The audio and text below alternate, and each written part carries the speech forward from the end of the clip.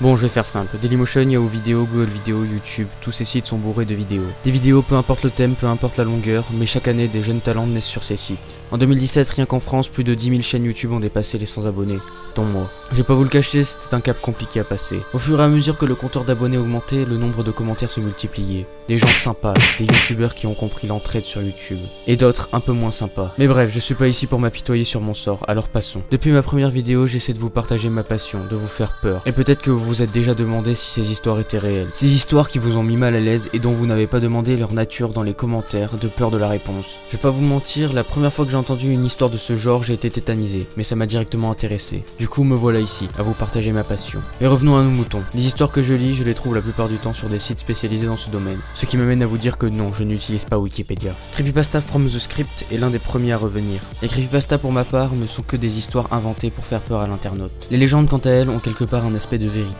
L'étrange qui y est raconté me rend très souvent sceptique. Qui n'a jamais eu peur du croque-mitaine ou bien de la dame blanche? Ces histoires sont des récits d'épouvante pour les enfants, mais peu importe, je ne vous demande pas d'y croire, mais juste de m'écouter. Si je n'arrive pas à vous mettre dans l'ambiance, c'est que vous aussi vous avez vécu une expérience menant directement au paranormal. Après ma vidéo dans la maison abandonnée, ma vision de ces simples histoires était différente. Peut-être que c'était la peur que ça m'arrive, en espérant que Pennywise n'existe pas. Mais revisionner toutes mes vidéos en me basant sur le simple fait que tout est réel, ça, je ne peux pas. Je suis comme vous, un être humain, j'ai des sentiments et il y a des choses qui me foutent les miquettes.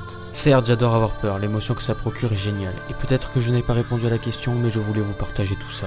Vous le dire face à écran. Peut-être que vous êtes du même avis que moi ou peut-être pas. N'allez pas chercher l'avis d'une personne parce que ce ne serait sûrement pas la réponse à laquelle vous vous attendez. N'oubliez pas que ce sont des histoires et qu'il nous est impossible de savoir leur nature. Bref, tout ça pour vous dire que la réalité ou le fictif, c'est notre imagination qui se forge son propre opinion.